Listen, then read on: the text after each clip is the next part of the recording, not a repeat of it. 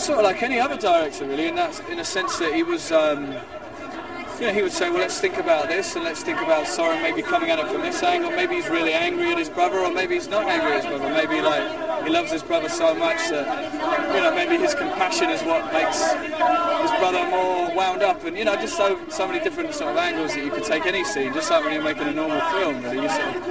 You all discuss and sort of delve into the world of the characters. So yeah, it was very much like that. No, not at all. No, we only met the other day, for the first time. And that's sort of the hard part of it, and that's the challenge, and that's the kind of fun part of it too, is that you're really kind of left on your own, really kind of just forced to use your imagination and get through it that way. But when I started to hear, as we went further down the line with it, I would hear bits of his dialogue and some of the scenes that he'd done, and I would act off some of that. But it's amazing how they just kind of sew it all together at the end.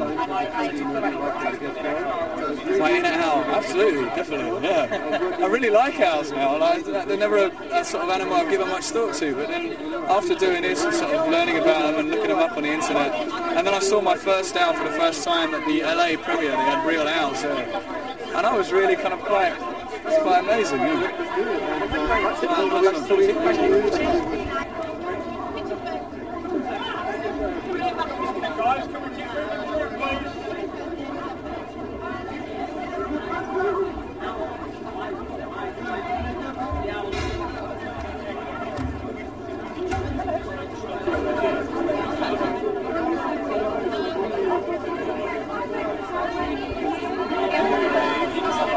Yeah, it was quite a self-conscious thing actually, because you start off when you're doing a voice and you're just on your own in a room with a microphone and a group of people just staring at you while you're standing there sort of flapping your arms, and looking a bit mental.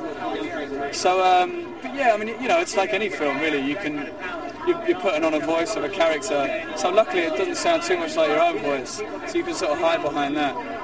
But you pick up on every nuance of your voice, because every bit of what your voice is doing is the only thing you have to tell the story. So you sort of become obsessed in, what direction you can come at and what you can change with your voice to change the colour of the scene or whatever.